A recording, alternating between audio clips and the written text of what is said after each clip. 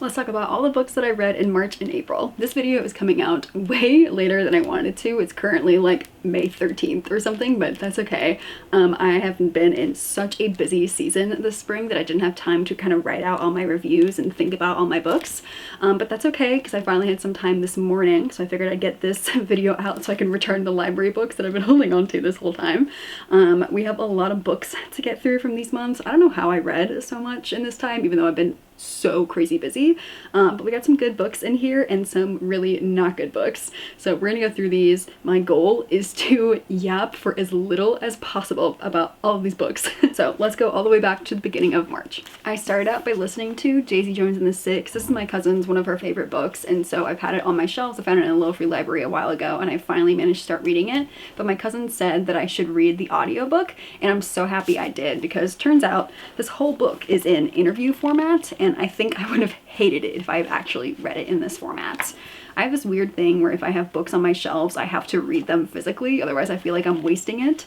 But I'm really happy I did listen to this. If you somehow haven't heard of this book, it's basically the rise and fall of a rock band, centering around this rock band that's already kind of working their way up, and this woman called Daisy Jones. She has a lot of things going for her, but she's also just like such a free spirit, and she kind of does what she wants, and so she ends up joining this band as like the voice and the face of the band. The tension, I guess, between all of the characters and all of the crap that goes in between them, to them, around them. Like, it's a very dramatic story. I think I listened to the whole thing in like 2 days. Like it happened very quickly because I needed to know what was gonna happen. But the whole time, like, I actively hated every single character and all their motivations and everything. So I was like kind of a love-hate relationship with the book, because it was fascinating, but I hated everyone. And the ending was just very finale of How I Met Your Mother, and I was like, what the actual crap is this? So I'm happy I read it. It was a very interesting experience, and I'm happy I can talk about it with my cousin now, but I will be getting rid of this and I will never read it again. And then I picked up Stolen for the Alien Prince. I found this in a little free library a while ago,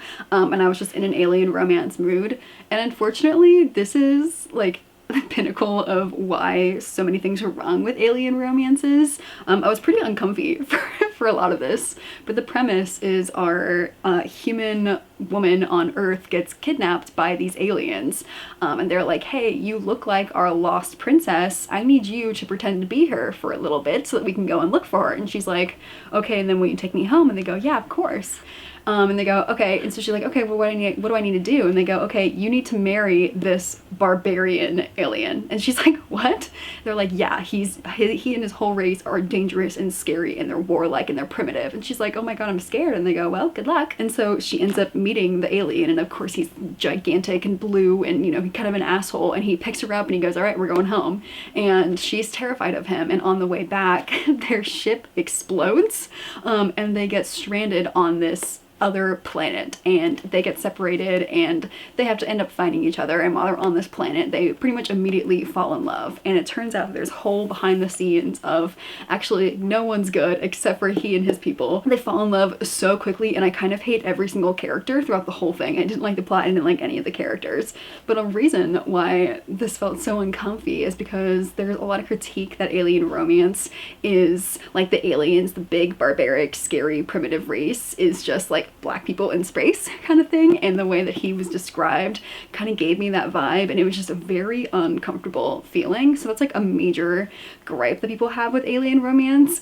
And the other one was that it was like they hate each other and they're out like killing each other in, you know, this forested planet, and like there's a ton of like really evil races of aliens, and and they immediately fall in love.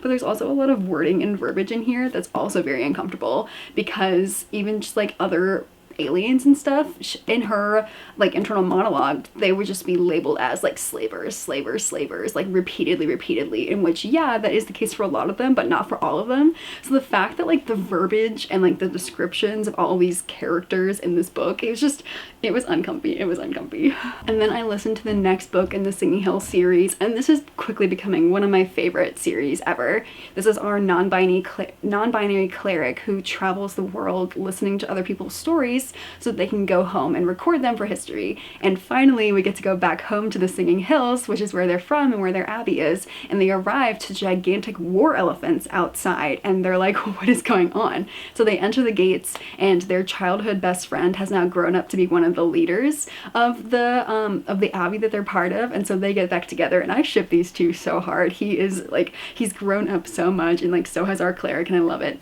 And so the whole story of this book is that these war elephants outside are being led by these two granddaughters, and they've come back to bury their grandfather. Now this grandfather is a very recently deceased priest or cleric or whatever he is called, very high ranking of this abbey, and you know, in his final wish he's like, no, he wants to, you know, be given his body to the abbey, and so the clerics in this abbey are not giving up the body because it was his final wish, but these granddaughters are like, no, give him to us. And so they end up having this kind of hearing in which everyone's kind of telling their sides of the stories, and it's very much a tale of like coming home and seeing how things have changed over time, but it's also a really heavy tale of grief, particularly told from the perspective of his, I forget the name of it, but it's like a little bird companion that is kind of immortal, and also has a photographic memory that can remember all the stories, and they kind of travel. So like our main cleric has a bird that they travel around with, and so did this man, and so this bird is very heavy in her grief, and she ends up becoming they're already very magical, but she becomes even more magical, and the whole tale, like I read it obviously like 2 months ago, but it still really sticks with me. I just wish I could remember the name of these birds. And then I continued Throne of Glass reread with my cousin. I read Crown of Midnight. I went through and tabbed them. She is reading them for the first time, and I am rereading them because it's been a little while. And this one is the second book in the series if you haven't read it already. At this point, she's won the trials and has become the Queen's assassin, and this is now her and her duties, and it's still a bit of a love triangle between her and the prince and her and the captain of the guard. This is definitely one of my least favorites, for sure, especially on the early side. I told her get past this one and things start to kind of get better and the world gets bigger and better. So this is as far as we got because we both got very busy. And then I had one of my most disappointing reads of the year. This is The King of Elfland's Daughter. It was on my priority TBR, one of the books I really wanted to read this year. I bought it in Shakespeare & Co. and so it is there we go. It is a souvenir for me. It's a really beautiful book, and it has such deep roots in fantasy. It is actually one of the main pillars of the genre. It predates The Lord of the Rings, and there are a lot of things people can trace directly from this book. It was one of the very first fantasy novels written down. So I was incredibly excited to read it, and the title is very promising, The King of Elfland's Daughter. I was very excited, and I started reading it back in like January, and I ended up putting it on pause because I wasn't loving it, and I came back and I was like, no, I have to finish it. It's a very short book. I should be able to get through it pretty quickly, and I kept pushing and pushing and pushing, and I was hating it more and more with every page until I finally decided to DNF at 60%. I wish I could say that there are good things I like about this, but I literally cannot think of a single one. I rant about why quite a lot in one of my reading vlogs in which I read this from a monthly TBR, so I won't go into too much detail here, but in short, I can see where things are pulled from this book, like fae and humans living together, but they can't really mash because humans are either too scared of magic or they want it too much, or there's just a bad relationship. And it's also the fact that like humans and elves cannot be together because their lifespans are so different, and like everything about how they see the world and interact with it is very different. So I can see where that comes in here, but I actually just hated the story in every possible way. The title character is the King of Elfland's Daughter, but she's actually given absolutely no agency whatsoever in her own book. It's basically she's being pushed around by the men in these worlds, who are all pretty terrible, to be honest. The point in which I DNF'd it is after she has gone back to her fae lands, and her husband has gone in search of her fruitlessly, and their son is now growing up on his own. He is a teenager and he is ruthlessly hunting unicorns very graphically, and people are very excited about it. And I was like, you know what? That's it. I can't take anymore. And unfortunately, I thought maybe I'll keep my bookmark in here just in case I ever want to try again. And I gave like a day later, I ended up going and looking up on Wikipedia to see how it ends. And I'm honestly so happy I didn't waste my time on that because it would have just made me even more angry. And then I listened to The Wicked Bargain by Gabe Novoa, and this has become one of my favorite reads so far of the whole year. This is about a young teen named Mar, and they are a transmask Latinx sea pirate in the Caribbean, set in the time like about a year before Mexican Revolution. Our story is set up when Mar's father when Mar is an infant, barters for 16 years of Mar's life to continue his legacy, and on the 16th birthday, the Diablo, the devil that made the deal, will come calling for Mar's life and the life of the father and everyone else in their vicinity. And so now Mar is turning 16. They are one of 2 remaining pirate ships in the Caribbean, and on the 16th birthday, the devil has come calling, and he sinks the whole ship. Somehow Mar survives, none of the rest of the crew does, and he is saved by the other only remaining pirate ship in the Caribbean. Now the other part to Mar is that they have both fire and ice magic, and so, or magia. There's a lot of Spanish vocabulary in these books. So when they're pulled up into this new pirate ship, they need to hide their magic. But when they go so long without using their magic, it kind of bubbles up under their skin and they kind of explode a little bit. So it's very dangerous for Mar to be hiding their magic. On this ship, the captain has a young son about the same age as Mar, and so they kind of set up a bit of a friendship going into it, a little bit more of a friendship. The captain's son is way friendlier and wants to be Mar's friend, and Mar is just not having it. Pretty soon after getting on board this ship, Mar is just trying to survive. He is basically the lowest rung in the pirate ship now, so he's swapping the decks and, you know, doing all of these things when a demonio shows up. This demonio is gender fluid and can change their appearance, and they're honestly my favorite character for sure. They are so funny, and basically they want to make a deal with Mar that if, you know, Mar learns to use his powers, then the demonio will help Mar take down the Diablo, and in return, Mar can get his father back. Around the same time, the Diablo notices that Mar is still alive, and he's like, how are you still alive? You know what, doesn't matter. I give you 2 months to decide whether you want to trade in your own soul for your father's, because El Diablo wants Mar's soul because his soul is way more powerful because he has this fire and ice magic rather than his father, and so he gives him 2 months to make the trade. So I love this book so much because this is one of the most unique, fun, inclusive setups of a book that I've ever come across. I love the idea of it so much. The writing is also really well done. I enjoy reading it. My main and pretty major critique of this whole book, and the reason why it's not a 5-star, is that if Mar and the captain's son and the demonio had spent those 2 months training Mar, getting closer together, like becoming a bit of a found family, and to then destroy El Diablo at the end of the book, it would have been a 5-star book for me, maybe even an infinity star. Instead, Mar completely ignores his powers the entire 2 months, and then at the very last second is like, oh yeah, I can do magic. Now that is a very big change that I would need from this book for it to become 5 stars, because these 2 months do take up a large portion of the book, but I still very much enjoyed the book and can still happily recommend it. There are major themes of grief and finding yourself and who you are and becoming comfortable in who you are, and how to kind of deal with other people around you calling you a monster or looking down at you for who you are, and you can't help it. Mar is transmasked, so he's dealing with the feminine parts of his body that he just doesn't feel like it belongs to him, and that is a large part of the narrative because it's a large part of Mar's day-to-day. It's also him kind of dealing with his magic and these internal turmoils that he goes through. So there's a lot going on in this book, but I still highly recommend it, even though I wish pretty much the whole plot had been changed. And then I read one of the books that I was most looking forward to this year. This is The Whispering Night. It is the final book in the Luminaries trilogy. This whole series, like if Divergent meant Monster Hunters, and the first 2 books, I absolutely flew through them and I love them so much. This last book, I am so incredibly disappointed, because as all of these very large, important monster hunting, big mystery things are happening behind the scenes, so much of this book is dedicated to like a week-long festival, in which like it is a very fun idea, but like when people are dying behind the scenes and our main girlie is like with her friends being like, what dress should we wear to the masquerade at the end of the week? I'm like, what?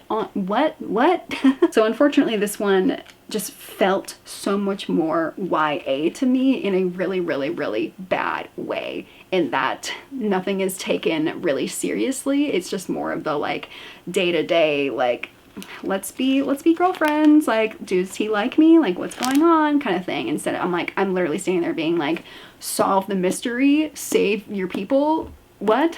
I was already pretty annoyed, but when they get to this final battle and the solution is literally just friendship, that was kind of like the final nail in the coffin for me. I am severely disappointed by this book. And then I read my Read the World Challenge book for March. It was the country itself was Grenada, and the book I chose was Under the Silk Cotton Tree. It was pretty short, but the font is pretty intense, and it took me a long time to get into the rhythm of the book because it's written in a way that I would imagine stories are orally told. The way I kind of described it, which might not be like the best way to say it, but it felt like the ADHD ramblings of a yapper, in which we start out at the wedding of two people, and then the narrator is reminded by a story, and then we get into that story, but we get like 75% into that story, and it reminds her of another story, and then another story, and another story, and sometimes we'll go back to one of the stories that they talked about, but most likely not. We just keep going and going and going, and essentially it took me like 75% of the way into the book to understand that's what was happening and for me to get into the rhythm. And that's when I really started to enjoy it. And it all comes very full circle towards the end, and it felt very satisfying, but it was not an easy road to get there. This is all these little stories and vignettes are slices of life in Grenada. There is a lot of like kind of silly day-to-day stuff, but there's more so a lot more kind of tragic and traumatic things to read about. There are an insane amount of male predators in this story going after young women. There's a lot of religious turmoil and trauma. There's a lot of superstitious things happening in here. There's a lot going on. There's also a million characters to keep track of. But once you do understand kind of what's happening, you start to get a bigger idea of what it was like for her to grow up in Grenada, and all those stories of people that made her in the community. So it was not an easy read, but by the end, it felt very satisfying. Talking about books is hard work. Okay, moving on. The next book that I read is The Rose Bargain. It was, I have very beautiful versions of it. It was kind of advertised as a Cruel Prince, which I haven't read yet, meets Bridgerton meets The Bachelor, and it sounds very interesting, and so I was very excited to pick it up. Our main girl's family is on the outskirts of Regency London because her sister made a bad deal with the Fairy Queen, and essentially like one bad scandal and your family's on the outs. During the War of the Roses, this Fairy Queen came in and basically took over London, and now it's like in modern day, but if the UK were completely ruled by an immortal Fairy Queen and kind of shut its borders to the rest of the world, and everyone inside the borders only knows what it's like to be ruled by a fairy queen. Now this fairy queen is very much like original stories of fae, in which they are dark and they're cunning and they're very mean and brutal and bloody, and they are still hauntingly beautiful, and people don't really know what to do with them. And so we start this book with our main younger sister, and she is trying her very best to get her family back into the good graces of society, and she finds her opportunity when it's her season. I think it's when they're 16, all of these 16-year-old women are presented to court saying, hey, I'm old enough to marry now. So when it's her season, there's a big surprise in which the fairy queen has now shown her son, who has just come over from the fairy realm, and he is ready to be wed. And so she says to all of the young maidens saying, hey, if you try to marry my son, then you will be put into like a bachelor style competition. And they're like, great. And she goes, great, but a caveat is if you enter this competition and you lose, you will never be able to marry anyone ever again. And so it's very high stakes, but not so much for our main girlie, because she's like, you know what, I got low stakes anyway. Like this could get us back into the good graces, and if I lose, no one's gonna marry me anyway. And so she enters this competition, she makes it through the first round, and she's one of the bachelorettes who is trying to vie for this Fae prince's hand. At the same time, there is a human prince that has no blood relation to the Fae prince, and he kind of enters the scene. And so this whole story takes place during these bachelor style trials, but like make them kind of like Goblet of Fire-esque and very bloody and very hard to get through, and these girlies are going through it all to appease the queen. Now behind the scenes there's also a revolution going on trying to dethrone the queen. There's some suspicious things going on with both the princes, but they are both somehow vying for the hand of our main girlie. She has caught the eye of both princes, so this is a love triangle, and I think overall this is a very fun and I wouldn't say unique story, but all the elements put together are plots in such a unique way that it does feel like a new story, even though it has so many elements of all these other stories. I think idea-wise, this book is really, really great, but execution-wise was really not great. It's written in a very YA sense, but like not in a good way. It's written like this happened, then this happened, this happened, then this happened. Like there is no nuance at all to the writing. It is very, very fast-paced, and not a lot is kind of given to each moment. Like we are punching through the plot. So a lot happens in these stories, but it feels like at the same time not a lot does. It's very hard to describe. The love triangle in this does feel pretty forced to me because it happens very quickly, and I have absolutely no reason to believe that both of them are going for this main girl. Like she's just a normal, she is very normal girl. There is a sex scene with one of the princes towards the end of the book that is very shocking to me. You know, sex scenes can be in YA like one pretty normal sex scene, but I just was not expecting it, so that was pretty jarring.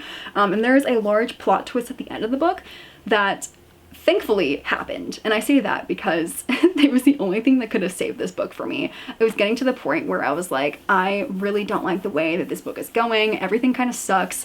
Like I'd really been hoping that this plot twist would happen. I'm like, okay, that would at least make me want to read the next book. Like I think that'll make, you know, make it more interesting for me to want to pick up the second one, and thankfully it did happen. So I, you know, was very pleased that the plot happened that way. I'm just not entirely happy with the way that we got there. I think this is a debut book though, so I'm hoping that the second book will be better and will include a lot more time for the relationships to kind of develop throughout this book, because I didn't see any development in this book, but it is fun and I do recommend. And then I read The Children of Gods and Fighting Men, and this is the first book in a very bloody fantasy series set in about 1000 AD Ireland, and it kind of weaves magic and all these other magical folks into actual Irish history, like when they're dealing with Vikings and the Saxons and all these, you know, other things happening around Ireland. It was a very fascinating read, and I'm very excited to continue the series. Each time I wanted to listen to the book, I was scared to. I didn't want to start listening because so much crap happens in these books, but once I started, I couldn't stop for hours. Like I had to be forced to stop this book. So it was like listening against my will, but very excited to. It's very hard to understand. But this is a very political, very bloody, very content heavy series that I think you need to be pretty strong to get through this. There's some pretty graphic stuff. But essentially we are following the lives of these two women across 20 years of this time in Irish history, and each of these women belongs to two very opposing magical species. I listened to this in audiobook format and I highly recommend. I don't think I would have had the same experience as I did reading it on the book, because I don't know how, but the audiobook narrator had different accents for each of the women because they come from different parts of Ireland, and they are able to say all these Irish words that I never would have been able to pronounce. Both of these magical people are pretty much immortal. They can live for a very, very, very long time, and so they are the ones kind of pulling the strings behind what's happening politically in Ireland and around. So on one hand, we are following this woman called Gormla, and she is part of the fire people. They have this fire magic, and they are kind of known to the other people as like very barbaric, very angry, very tyrannical. Like they will fight anyone to take over the world. And so that kind of forced the other people to hunt down the fire people. And so now there's only Gormla and her brother left. We start out as she's talking to her mother, who is soon to die. And Gormla has had a very, very tragic past because her mother taught her to hide her whole life. They taught her to basically grow up, marry a king or somebody very high ranked, breed, aka have a ton of fire babies, and then fake your death and then move on and do it again and again and again. And Gormla does not want that to be her life. But her mother, when Gormla is 12 years old, she marries her off 12-year-old to a 70-year-old king, and she bears an heir, and the king is now dead in our opening, and the kid is now like 12 years old or something like that. And basically Gormla's side of everything, she is raising her son in the very vicious area of Dublin in which all of the king's sons are fighting each other to rule. And so she is bringing up her son, and she is backstabbing, and she is killing people, and she is making these political movements to get her son to be king of Dublin. And then on the other side of the kind of larger group of magical people, we follow a woman, I think her name starts with an F, I don't remember though, but she is a healer, and so she has these healing abilities in which she can heal pretty much anything. And she also has some trauma in her life. She was kind of, I won't say groomed, but she was kind of brought up in a very inauthentic way by one of the rulers of her community, and they had a kid together, and the kid was not magical, and so the kid grew old and died. And so our main girly is still grieving the death of her daughter. Like, her daughter died of old age, so it's been a little while, but she really is starting to grate against how their system is caught up. But she is sent on a mission to become a spy for basically the big opposing team to Dublin, the opposing kings that are kind of rising up. He's a peasant king, so he has a lot of popular support, and all the other kings are not having it. So she's sent as a spy to kind of figure out what is going on down there. And so it's these two women kind of pulling the strings, like making things happen. There's a lot of battles, there's a lot of political machinations going on behind the scenes. There's a lot of mystery into like who's actually behind this. They have the Vikings come in, they play a role. They have the Saxons come in, they play a role. It is a very, very cool story that takes place over 20 years, so there's a lot of things that happen, but I felt completely immersed in this whole world, and I definitely want to continue. It's just a little scary. I mean, people get like their eyeballs removed like on page, like there's there's a lot, but if you like high fantasy series and you don't mind some gore, this is a great series. And I say that having only read the first book. And then I listened to the Borrow Boyfriend Club, and although this book made me laugh out loud a few times, nothing about it made sense, like literally whatsoever. And I hated the two main characters, like the two love interests. I loved the side characters, like just absolutely nothing made sense. Our main trans Maas character transfers high schools in the Midwest because he wants to have a fresh start. He doesn't want people to accidentally call him by the wrong pronouns or the wrong name. So he's like, you know what, no, I need to go to a new school. And he's like, all right, I need to prove to everyone that I am a boy. And so he goes and he's like, oh, I should try out for this club or this club or this club or this sport, and nothing works until he's like, yeah, the Italian and Ferrari club or whatever it's called. And he's like, yeah, this is perfect, that sounds manly. And so he goes to this club, and it turns out it's the code name for the Borrow a Boyfriend Club. And essentially in this school, there's this group of like 8 people, these guys that can be hired to be boyfriends, and the whole school is just obsessed with them. I have no idea why, but they're like, one of them's like this, it's like basically like Sporty Spice and like Gamer Spice, and like it's so funny. The main characters are what makes this book for sure. They're the only good thing. And so basically our main guy is like, I need to get in this club, but he, along with everyone else, fails on the first round and he doesn't get admitted. So then he's having a sad boy emo hour outside, and he overhears the rest of the club being like, man, we're broke, like we don't have any money, like we won't be able to, you know, continue the club. But our main guy had seen a flyer for the talent show, and the talent show won like multiple thousands of dollars for some reason, who knows why. And so he was like, you know what, I used to be a dancer, I can, you know, if you guys promise to give me another shot in the interview rounds, like I can guarantee you that we're going to win this this talent show so you can get the money. And they're like, yeah, this sounds perfectly reasonable, like let's go. I don't know. And so the second round is the club president, who is of course the grumpy, moody, like very hot guy that all the girls want. The second round is that our main guy has to woo this grumpy club president, and so he fails and fails and fails and fails until finally something like mediocre happens, and the club president is like, you made it to the next round. And so this whole book is like him going through these utterly absurd rounds to get into this Borrow a Boyfriend Club, while at the same time like practicing for this dance to win them a ton of money so that the club can continue. And this whole time, the only motivating factor for our main character is that he wants to prove to everyone that he is a boy. And so he is so self-serving to a point where he actively like destroys other people's chances to like do good things throughout the books. Like he actively like sabotages a lot of things just so that like to better him chances of people perceiving him as a boy. The chemistry between the two love interests is just not there at all, because he took grumpy love interest way too far, and our main guy is just too self-serving the whole time. And then by the end I was like, I'm not rooting for either of you as people or as your relationship. So not a great read.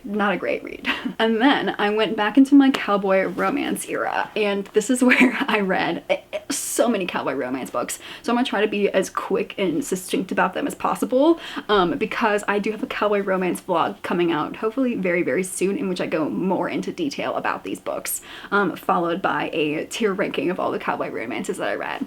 So the first 3 that I did was I finished out Lila Sage's cowboy romance series. The first one, Done and Dusted, I read a little while ago.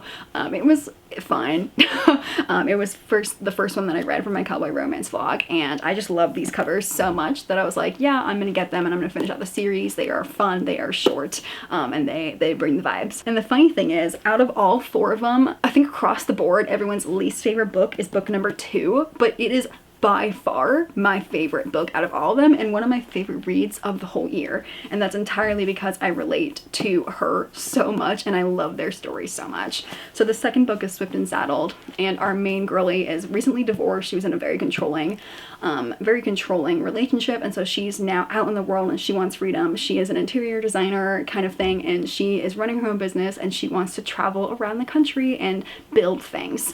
She wants to be creative, she wants to live her own life. I relate to Ada so much. And then Wes over here is the middle child of the family, and he just wants to carve out his own space on the ranch, and so he is creating this whole guest experience, and he hires Ava online to come and design this new guest ranch. And so she gets into the town and they see each other across the board and have instant chemistry, and they're like not normally like this, but they end up making out that night, and they're like, man, I can never forget you, like, kind of thing. But she freaks out and she runs away when they get interrupted, and she shows up to work the next day, the first day on the job, and they realize that he is her boss. And so she's like, oh no, like, we need to back up. And he's like, I like her. And so the whole time he is just so down bad for her, and she's like, no, I need to keep moving. Like, I was just in a very terrible controlling relationship. Like, I want to be my own person, I want to be free, like, stay away from me, like, I want to be free, I want to be free. And he's like, I will give you all the space you need, and I will, you know, just get to know you as a person, and I will give you acts of service, and like, I just want to be here for you for when you realize that we're perfect together. And so this whole book is her slowly coming to the idea of, maybe it's okay for me to start a new relationship, maybe it's okay to stay in one place, and like, maybe it's okay to like find someone, because she's been very, very lonely. She's been very isolated. Nobody really likes her. She calls herself, she's not the sun at all. Like, she's just not like a loving person, like the people can love. And he is like, he is so perfect for her, because he's like, no, I never wanted the sun, like, I wanted the moon, which is you. And it's just like, oh my god, like, I have, if you can see, I did tab these books, and gray is like all of the things that I relate to, and I ran out of gray sticky notes for this book because I related to it so much. Love, love, love, love, love. And then the next book, Lost and Lassoed, is, I think, everyone's favorite of this series. She is the best friend of the first girl, and he is the older sister of the first girl. They have an 8-year age gap in between them. He is the single father, he's the oldest sibling. He's very like grounded, down to earth, very serious, and she is the, you know, the fashionista. She loves clothes, she's the wild child, and she loses her job at the local boutique, and he realizes that he needs to start asking for help because he doesn't like depending on other people. He likes people depending on him. And so finally they kind of decide that she is going to be his nanny to his like 6 or 7-year-old for the whole summer because his co-parent is gone. And the background to this is that they have hated each other for years. Like, they have really great banter in the first 2 books. Like, they're actually really funny and how much they hate each other and they want to stay away from each other. So the fact that they're together, everyone is like, oh my god, this is gonna be really funny to watch. And it turns out they have a reason why they hate each other. I won't spoil it, but something happened a few years ago. I'm sure you could guess what, but that's why they hate each other. And so they spend this whole summer of him realizing, like, man, she's actually pretty great for my kid. Like, she is giving her like this whole creative side that he and his co-parent cannot give. And like they like, he looks at them and he goes, this feels like a family, like I'm getting tingles. And she's like, man, he's actually very caring and very good. Like, he's very dependable and very loyal. Like, maybe he's not as bad as we thought. And like, of course they get together. This one, I just couldn't relate to either of them literally at all. And oh my god, okay. So in Swift and Saddled, he calls her sweetheart and she calls him cowboy, which is quite literally peak nicknames for me, right? This is peak the bottom nicknames for me, like the absolute worst, the abyss of nicknames. Because remember, single dad, right? She calls him daddy and he calls her baby. Oh my god, it's so gross. It's so gross. It's so gross. And there's like multiple times in here in which he's like, I want to do it right this time. Like he wants the white picket fence and the wife and the siblings. And I'm like, oh god. What? So, couldn't relate to this, even though a lot of people love this book. And then we go to Wild and Wrangled. This is the mother of his child as well, so they're co-parenting, and this is the guy that has now returned home after 15 years of being a seasonal worker around the world. They have history. They fell in love when they were teenagers, and now it's been 15 years. She has a child. He's just returned home, and they are so tense around each other that the whole town knows about it. She starts out, she has incredibly rich and controlling parents, and so to get them off her back, she kind of enters into a loveless marriage.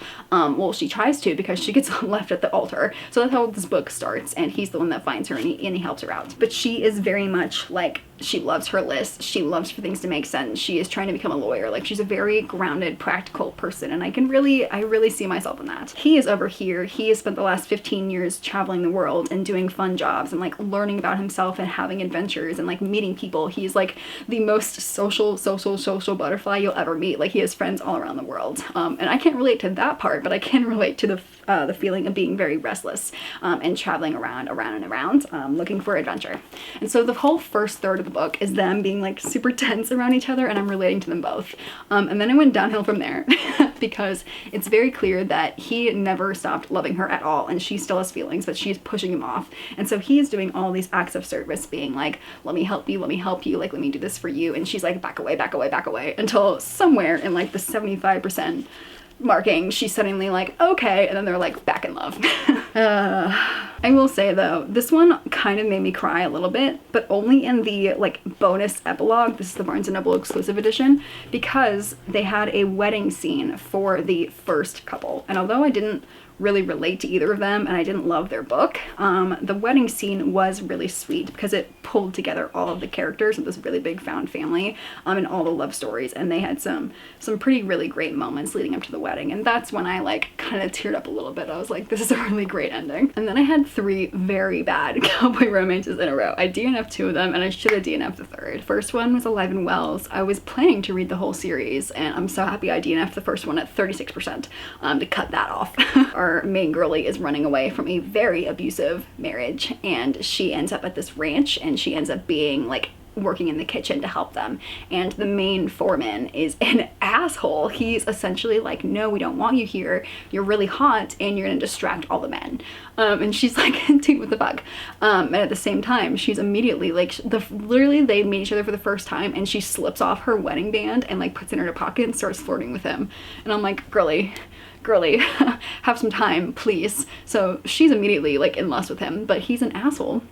And essentially all the men are like treating her like a queen, except for him. He is being so mean to her, being like, you're just gonna distract all the men. But all the men are fine. He's the only one that's getting distracted. And so I DNF'd at the 36% mark because I think they like finally they got together really quickly, and I was like, you know what? I know what's gonna happen for the rest of this book, and I don't want to read it. And then I read Burn the Wild, which is actually the 3rd book in a series, and the first 2 are just like, this is like the most dramatic cowboy romance I have ever read. They are so crazy. Like, there's like people trying to kill them, and it's like the most dramatic Hallmark movie, but like that you can think of, but like add like the crime channel. Like, there's so much happening in these books, but they're kind of funny. Like, it's watching a train wreck, so I loved it. But this one, oh my gosh, this one, he is like again an asshole, an absolute grumpy asshole, and he like is he already has so much on his plate and he doesn't want any more. But the youngest sibling is out on tour with a very large country singer, and she's been manipulated her whole life. Like, we feel really bad for her. And so she needs to get out of this abusive situation. And so she ends up running away with the brother's help to the guest ranch. And so he is like the older brother is put in charge of her. He doesn't want her because he's like, you're just like a prissy lady. Like, you don't know what you're doing. Like, you're gonna cause all these problems. And literally all she wants is just peace. Like, she wants to be left alone. She wants to like get better. Like, she's actively trying to get herself better, but she's very, very depressed and has like a lot of really bad things going for her. And she wears these bangles on her wrist that she refuses to take off, and nobody questions why, but obviously it is very obvious what she's hiding on her wrist, right? And so he's basically an asshole to her, and again, to a point where they get together, right? But then things go wrong on on the ranch, and they all blame her for everything. And there's one thing that happens repeatedly that pisses me off so bad, and it was finally like the 4th instance of this happening that I was like, fuck this thing, and I dipped out at like 75%. Her bangles, when she like was near horses and she bangled, the horses would freak out because of the noise, and they would like rear up and like put other people in danger. And so like the last time that it happened, like it put into danger one of the women from the first book, and like all the brothers were like, get the fuck out of here, like you don't belong here, like you don't deserve to be here. And she's like, you're right. And he goes to save her from another suicide attempt. But it pissed me off so bad, because the whole dramatic thing of this is that her noise of her bangles are causing the horses to freak out. Like, if your horses are that badly trained on a guest ranch, the point where like just some clinking makes them a danger to everyone, like it's not her fault, it's your fault for like not training your horses to not react to that sound. And that pissed me off so many times, in which they just repeatedly blamed her and she's just trying to better herself. So I was like, you know what, fuck this series, I'm out. And then I read Holding the Reins, and I love the idea of this book. I really love the idea of it. She is again running from an abusive ex. I don't know why that was a theme of these books, but she's running away from an abusive ex in Seattle, and she comes back home to her family's ranch in Kentucky, and she has older brothers, and so she is trying to come back home, and she's an accountant, and she's very smart, and she wants to land on her feet, and so she wants a job. And the older brother's best friend is is an ex-hockey player who was basically taken into the family because the parents died while he was in the car in a drunk driving accident, and so he was taken into the family, and he went off and he became a pro hockey player, like of course one of the best in the league, of course. So now he comes back to their small town, and he's built up this hockey rink, and he's very rich now, right? But he can't sleep because he has nightmares about his parents, so he also works at the town bar, the one and only town bar, and he also works on the family ranch. And so she cannot escape him at all. And of course, like, they bullied her when they were younger, like as older boys do, I guess. And so she's like, I just need a job, and he's able to hire her as the ice rink's accountant. And so they have this really fun thing in which, like, he is working at the bar, and at the bar on every Sunday night is ladies' night, and they have like, they play all these ladies tunes, and like they're rocking out, and like I love it. It's the community aspect of this is wonderful. And the main plot point that's happening behind the scenes is that the ice rink and everyone there doesn't just want the hockey players' money, even though like he should just give it. And so they end up creating a fundraiser, and so the whole book is them working towards this fundraiser to bring all the whole community together and bring in other pro hockey players, so they can raise money for this ice rink. And so the whole plot setup is really cool, and I was like, okay, I don't love I hate it when like there's randomly like the best hockey player in the nation is like here. Like, I think it's so unrealistic, but whatever. Other than that, I really loved the setup. Like, she is slowly realizing that, you know, he is a pretty great guy. Like, he is realizing that she is a really great woman. Like, she's very capable. They're very smart, really capable people. They have immediate physical chemistry, obviously. Everything's really great. Unfortunately, the actual execution of this sucks because they obviously get together way too soon because they just have the hots for each other. But they get together really soon. They say one night, and that very quickly turns into, okay, every night. And the whole root of the like third act breakup, the whole reason for the third act conflict is that she assumes that he's not a relationship guy because he's never been in a relationship. Or like one recently, and like that's it. Like, she just assumes that he doesn't want to be together, and he's like, what?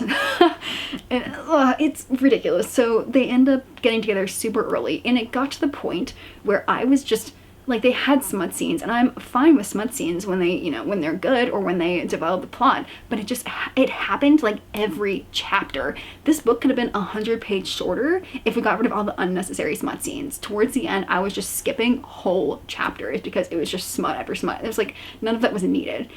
So idea, amazing. Execution, not great. And then I listened to two more cowboy romances. They're both like mail order brides in 1800s Montana. They weren't really cowboy romances. They felt more like family dramas, but they were hilarious, so I stuck around for them. They basically center around, they have 3 or 4 older brothers and the youngest sister, and it's 1800s Montana, and she's like the only woman in this whole town, and they live up in the mountains, and so the older brothers make the younger sister do all of the cooking and cleaning and taking care of the house, and she's like 14, and she's like, no, I don't want to do this, and the older brothers are like, too bad, woman, like, help us, even though she like sucks at all of it because she just like wants to go out and be with one of the boys. And so she's like, I hate this, I'm going to mail order a bride for like my nicest brother, so so that I don't have to be the wife, I can get somebody else to do it. That is the whole lead up to this book. So she mail orders a bride, and the first book, which is the first attempt, and she orders this bride, and it turns out this bride is a gold digger and very manipulative, and she ends up leaving her Irish maid behind to marry the brother, and the Irish maid gets hurt, and there's a miscommunication in which she ends up pretending to be the bride, and there's this whole thing, and of course, because she's like the only woman in town now, they end up getting together. The main star is the younger sister. She is absolutely hilarious, and so they end the book being like, don't do it again, and she goes, we'll see. And then, of course, the second book, she starts out by mail ordering another bride for one of her other brothers. And this one, even though I hate the brother more, I loved the book more. This one, she mail orders a bride, and the bride is like, I think she's from West Virginia or something, maybe Kentucky, I don't know. But her whole family is like, well, you're a spinster now, like, you're just gonna take care of us for the rest of your life. And she's like, no, I don't want to be a spinster, even though like she hasn't gotten any offers. And so she finds this mail order bride, and she and her hilarious grandmother travel to this town, and the older brother, who's this book, he just wants to leave. Like, he came back to check in, like, he loves being a traveling rancher. He came back to check in, and that happened to time very well with the mother's death and the father's disappearance, and so he ended up staying longer than he wanted to help take care of his siblings. And so now he's like, you know what, everyone's back on their feet, like, I'm ready to go. And the day before he leaves, this woman shows up, and she's like, hi, I'm your wife, and he's like, no, you're not. And so she ends up going up into the mountains to be with them, and he's like, get away from me, and she's like, no, I'm here to be your wife, like, it's this whole thing. And so then he's like, no, actually you're not, and he ends up kissing her, and then he leaves the next morning, and the wife is like, well, shit. And so the grandmother and the younger sister convince her to go down to where they think he went. She thinks she's going home, 'cause she's like, I tried. But the grandmother and the younger sister are like, nah, like, we're gonna get you this husband. And our wife is very, very good at cooking. And so everyone falls in love with her for her cooking. And so she ends up cooking in this town. And of course they like track down the brother, and you know, they end up getting together like that. And it's, I hate the brother so much, but I understand him. And this book is hilarious. It really does feel like a family drama. I would say at least 50% is in, like, of both books, is in the perspective of the youngest sister, who is absolutely the best character, for sure.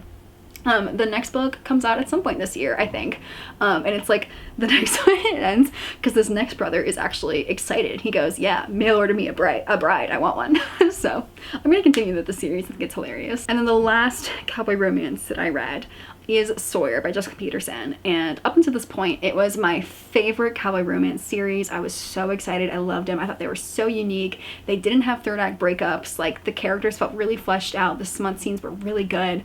Like, everything was awesome. But this third book, unfortunately, was not for me at all. I forgot that this brother is a single dad with a 3-year-old kid, and his love interest is a single mom with a 3-year-old kid.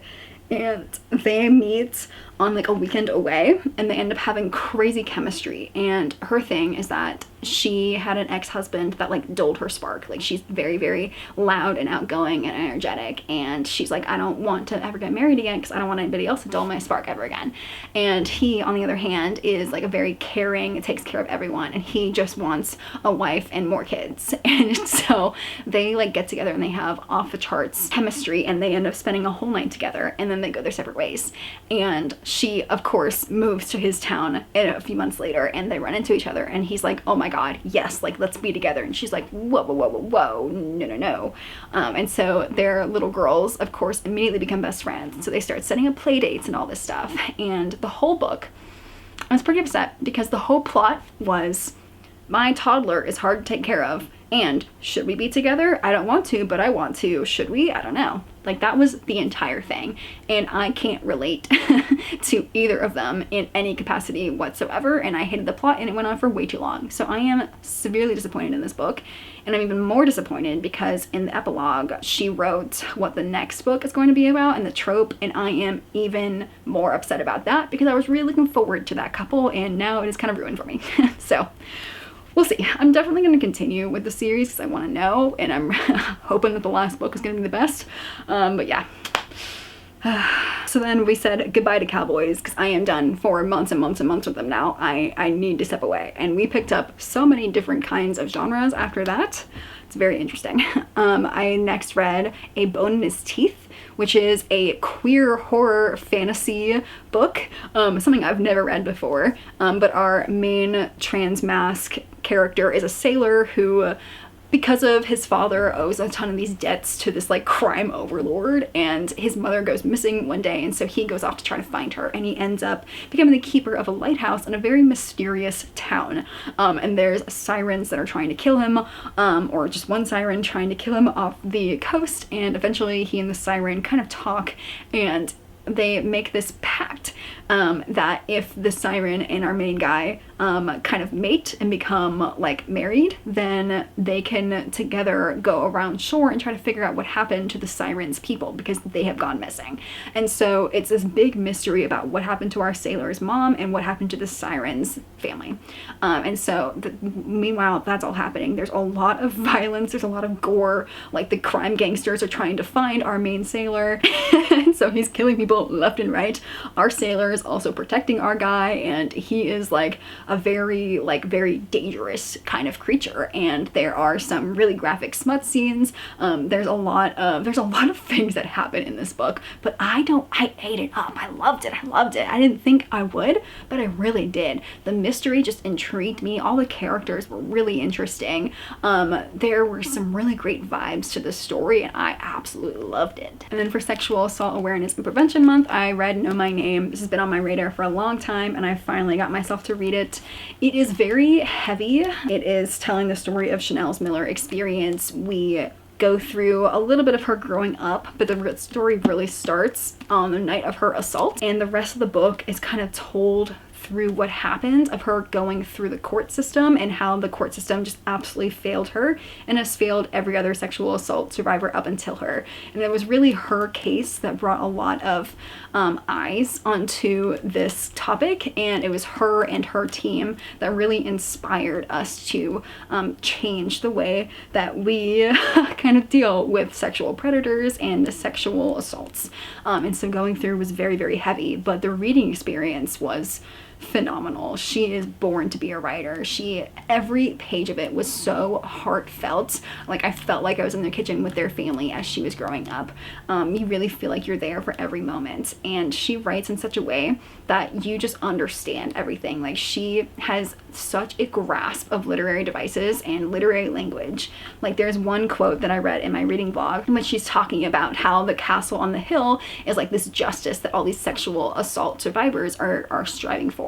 And as people like try to get there to their climb, they are slaughtered, because they don't have enough evidence, or because, the other person just has more money than them. And she gets to the top. She is one of the very few that gets to the top. All of her situations align for her to be this person. And she opens up the castle and it's empty. And it's like she creates these kind of similes and these metaphors and just these experiences that you just understand. Like, I think as women we already understand a lot of it, but definitely not to the extent that she has had to go through. And so I related to a lot on this. I think a lot of women do too. I think it should be required reading. And then on a slightly more hopeful note, I read my Arab American Heritage Month pick, which is We Are Not Here to Be Bystanders. I have never, I guess I've heard of Linda Sarsour and I've seen her face, but I never really understood who she was. She is a Palestinian American who was just at the forefront of so many social justice movements. She is in New York, and she's done the groundwork for a lot of things. This is the kind of the time period of like the late 2010s, early 2020s, as we kind of go through life like this.